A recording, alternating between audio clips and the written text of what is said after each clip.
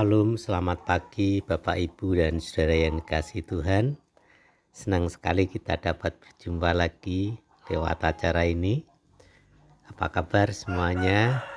Saya berharap semua baik, semua sehat, semua dalam perlindungan dan pemeliharaannya secara luar biasa. Bersama saya Pendeta Anton, Kopi Pagi hari ini mengangkat sebuah tema iman yang terguncang. Markus pasal 14 ayat 27, demikianlah firman Tuhan. Lalu Yesus berkata kepada mereka, kamu semua akan terguncang imanmu, sebab ada tertulis, aku akan memukul gembala, dan domba-domba itu akan tercerai-berai.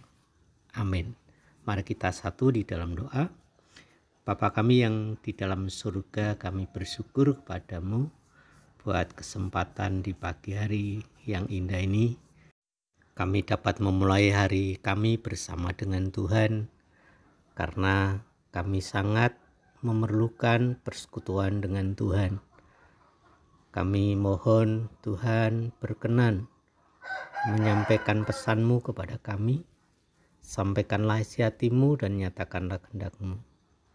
Kami siap mendengar, kami siap mempercayainya, dan kami siap untuk melakukannya. Urapilah hamba-Mu ini, urapi kami semua yang mau mendengarkannya. Demi nama Yesus Tuhan kami berdoa. Haleluya. Amin. Bapak, Ibu, dan Saudara yang dikasihi Tuhan, jalan menuju salib sudah semakin dekat.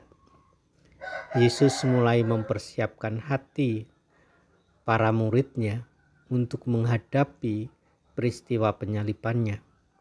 Setelah perjamuan malam, Yesus dan para murid pergi ke bukit yang bernama Bukit Zaitun. Dalam suasana Paskah yang khidmat, Yesus memberitahukan suatu hal yang mengejutkan bagi para muridnya, yaitu mereka akan terguncang imannya. Menanggapi perkataan Yesus itu, Petrus dengan penuh percaya diri menegaskan bahwa ia tidak akan terguncang imannya. Selai kacang merupakan salah satu makanan yang memiliki banyak manfaat. Selain mengandung asam lemak yang cukup tinggi yang berguna bagi perkembangan otak, selai kacang juga tinggi akan protein yang berguna bagi perkembangan sel dalam tubuh. Namun jika dikonsumsi secara berlebihan, selai kacang bisa membuat kesehatan kita terganggu karena berpotensi memicu obesitas dan diabetes. Dari sini kita dapat belajar bahwa segala sesuatu yang berlebihan itu sifatnya tidak baik. Hal itu juga berlaku pada tingkat kepercayaan diri. Dalam batas yang wajar, rasa percaya diri akan membuat terlihat luwes dalam pergaulannya. Sebaliknya, rasa percaya diri yang berlebihan akan membuat merendahkan orang yang lain. Sekalipun Yesus telah mengatakan tentang kemungkinan penyangkalannya, Petrus sangat yakin akan diri dan komitmennya kepada Tuhan. Bahkan ia memberi penegasan terhadap pernyataannya dengan mengatakan betapa ia rela mati demi Yesus dan tidak akan menyangkal dia.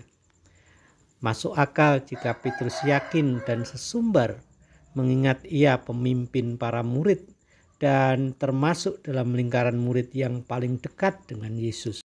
Fakta membuktikan bagaimana komitmen Petrus tidak sekokoh yang ia kira. Tidak lama dari peristiwa ini, Petrus benar-benar menyangkal Tuhan seperti yang telah Yesus katakan sebelumnya. Apakah yang menyebabkan Petrus melakukan penyangkalan terhadap Yesus? Yaitu yang pertama, Petrus tidak mau dianggap lemah imannya. Dengan spontan Petrus mengatakan, meski semua murid yang lainnya goyah, dia sama sekali tidak. Sebab dia merasa lebih kuat dari yang lain. Kita bisa menduga bahwa murid yang lainnya pasti kesal terhadapnya. Yang kedua, Petrus menunjukkan kesombongannya? Ayat 29 katakan, kata Petrus kepadanya, biarpun mereka semua terguncang imannya, aku tidak. Petrus memiliki kesombongan rohani, merasa dirinya lebih kuat dari ke-11 murid lainnya. Kesombongan Petrus ini hanya membuat Petrus terpisah daripada para murid lainnya. Ngomong itu gampang, melakukan itu yang susah. Semua orang bisa saja bersungguh-sungguh membuat komitmen dan bertekad untuk melakukannya, apapun dan berapapun harganya. Memang komitmen itu perlu diucapkan dengan niat hati. Tetapi kita tahu bahwa Tuhan lebih tahu daripada kita tentang besarnya kesanggupan kita untuk setia memegang komitmen kita. Yang ketiga, Petrus gagal menjaga komitmennya. Secara manusia, Petrus memiliki komitmennya, namun gagal memelihara komitmen itu. Dan Petrus memiliki keberanian yang tinggi untuk membela Yesus gurunya. Akan tetapi akhirnya dia jatuh, bahkan bersumpah bahwa dia tidak pernah mengenal Yesus. Yang keempat, Petrus mengandalkan dirinya, tidak mengandalkan Tuhan. Benteng pertahanan yang terkuat adalah doa. Yesus meminta mereka untuk berjaga-jaga dan berdoa. Namun sayang, mereka memilih untuk tidur. Tuhan Yesus kiranya menguatkan dan meneguhkan kita. Haleluya.